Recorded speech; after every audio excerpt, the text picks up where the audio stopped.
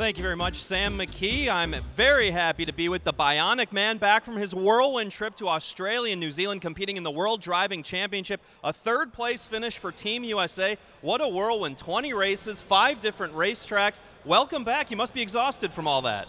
Nah, I'm getting rested back up, but it was a great trip, and just happy that I got selected from the United States Trotting Association and Phil Langley, and I didn't win, but I brought back third, so I was happy with that. Yeah, now you kicked off this series with a win in the very first race. You won a couple more races, including one at a track called Wagga Wagga on a little half-mile track. Ultimately, you finished third behind Dexter Dunn from New Zealand. I know it was a fun trip, and we're taking a look at this race at Wagga Wagga.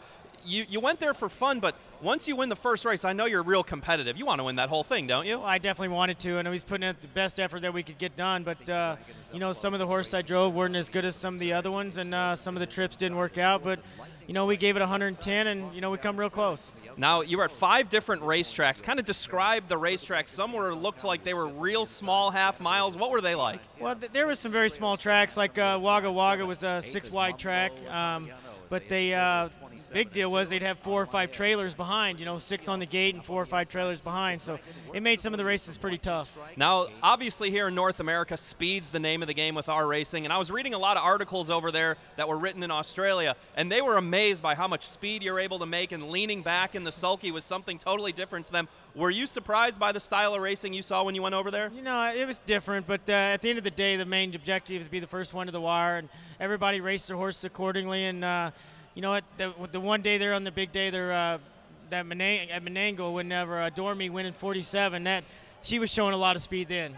Yeah, so one of the things I thought was really cool when you were over there, you were very active on social media, on Instagram, on Twitter. We saw some videos that you were posting at Tetrick Racing if you're not following him. Why was it so important for you to be so active and really connect with all your fans? Well, just trying to bring light to the harness racing world, and it's just as big in Australia as it is in America, and I was just trying to bring insight and, bring our fans and, let them follow us and see what it's like over there, and, was trying to bring back the gold. It just didn't work. Well, you brought back the bronze, which is okay also. Speaking of social media, I actually have a question from one of your fans on social media. This is at Musical Hoss Gal. She wanted to know if the Australian owners or trainers told you or gave you any driving instructions when you were driving the Australian horses over there. Not too much. Most of them just says have fun, stay safe, and they try to tell you how good or bad their horse is, and they try to tell you about some of the other competition, because the programs are not like ours. They're very hard to follow, and they don't tell charts. They just say how much money's win, how many races, and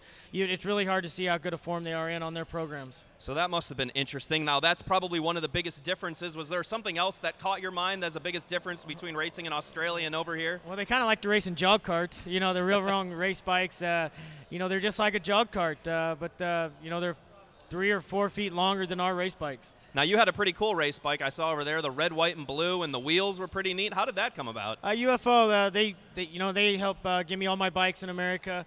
So when I went over there, he offered me to, if I wanted to take a bike with me, and he painted up blue, white, and red, and, the wheels are cool, and I got a new seat on it and everything, and it was just really cool. It was a great great thing that UFO did for me. Now, when you were over there, you traveled around a bunch of breeding farms. You were at a yearling sale, different racetracks and everything. What can we learn back here in North America as an industry about some of the things that are going well and doing right over there in Australia? One of the biggest things I thought they did in Australia and New Zealand is every time an owner win a race, they got to go into a VIP room, and they got to spend 30 minutes in there. They got a free drink. They got to watch the replay, to get to high five, have fun with their buddies, and every race that you win, you get to go in that room and get to watch the replay. You get a video, and I just really thought that was a very good incentive the track did to pay back the owners to come out and watch the horse race. I think that's a great idea. We have trotters upstairs, which is a nice place for owners to hang out. Now, the last day of the competition took place on Inter-Dominion Day, which is by far the biggest day of racing over in Australia, down under.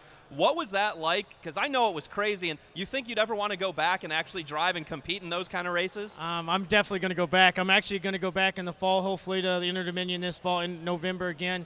They invited me to come back, so I'm looking forward to that. And Menangle's a beautiful track. It's a new racetrack they've made up in the last year or so, and it's a very, very fast track, and it's like our Hambo Day, the best they can get, and a lot of people were there, a big crowd, and they just really put on a really nice show. What do you think surprised you the most about the whole experience going over there? I think I'm more famous overseas than I am here in America. But you know, the people were great everywhere I went. They wanted to take pictures, sign autographs, and you know, it's just really cool. And a lot of young kids. They had the pony trots every time they have a meeting. They always had the pony trots for the kids, and you know, they just try to do a lot of things to get the young people involved. Now, I was going to ask you, my next question was going to be about all that paparazzi and the groupies that seem to be following you around. I was reading articles. I mean, they're calling you the greatest driver in the history of the world, which is not too much of a stretch. But did that catch you off guard that everyone wanted a piece of the Bionic Man? It's a good feeling. You know, you work hard to get to the top, and it's hard to stay there. But, you know, there's a lot of fans that, you know, admire the things that we get to do on the racetrack. And there's fans across North America, across the whole world. But, you know, it's just amazing the following that our sport does have. Now, Jody Jamieson was over there representing Canada. You know him pretty well, but I saw you also got to be hanging out with Dexter Dunn quite a bit from New Zealand, who was the overall winner of this competition. We saw Dexter here a few years ago when the World Driving Championship was over in North America, but it seems like you guys got to be pretty tight, and you guys were even trash-talking a little bit on social media, I saw. Yeah, Dexter's great. He's a nice young kid. He's got, you know, good head on his shoulders. He drives a horse really well, you know, and he represented New Zealand really well, and I was very proud of him, and he's a great kid, and, you know, he's going to be one of my friends from now on. You know, we really had a good relationship. It's a really cool experience. Now, as much as it was about the racing, it seems like every time I looked up, you guys were at another party or another event. What was the coolest thing you did away from the racetrack? I thought the indoor skydiving, that looked pretty cool. That was pretty cool. I'm going to do more of that, too. You know, you go in this air chute and you're skydiving. It's the pretend skydiving, but it's actually the wind's blowing you up in the air and it's tipping you over side to side. But it was a really cool event. Now, there was a charity auction at the end of this event, and you showed a tremendous amount of generosity helping out the Australian driver's family. Chris Alford, tell us that story. You know, Chris Alford's got a sick little girl, and you know, she's a bright eye. You know, she's right there. She's a trooper, loves horses, and you know, they were raising money for her, and they were selling a T-shirt that all the WDC drivers had signed, and you know, they auctioned it off, and you know, I bought it, and then you know, I donated it back, and they resold it, and then Jody Jamieson stepped up and bought it again for another $2,000. So it was just a good cause that we did, and I was happy to do it, and you know, I'd do it every day if I could. Yeah, over $6,000 was raised. That was a great cause. Now, your wife Ashley was also on the trip with you, and she actually got to present at the World Trotting Congress about an organization that you guys are very active in, New Vocations. I read the numbers, something like more than 5,500 horses have been rehomed and found new homes thanks to New Vocations since 1992. Why is that organization so important to you guys? Well, like you said, they replace homes, you know, for horses that are not on the racetrack anymore, but they're still very useful for riding horses, driving horses, and it just gives them a second life, you know, a second career, and you know, helping somebody else in their life to you know, be happy. It's a great organization, New Vocations. Now, once you come back from an event like that where you're such a rock star, it was so different for you, does it re-energize you? You more excited to come back here and get back into racing having done that? I wish I could have stayed another month, but you know, I got to get back, get to work, and you know, start making some money. And you know, I got a lot of good clients that you know, trust me with their horses, and you know, I'm just I want to race horses, win races, and you know, have fun. So now you're back at the Meadowlands. I know the fans over here are finally happy to have you back. 2015, what are you most excited for? What's on the agenda for Tim Tetrick? J.K. She's a Lady's got to be an exciting prospect, obviously. Absolutely. You know, they got very high hopes for her. It's the same as me, and you know, hopefully market share comes back. And I'm just looking forward to some of the great 2-year-olds that you know, the big trainers have, and hopefully I get to drive a good 2-year-old. Well, we're really happy to have you back at the Meadowlands. You did an awesome job representing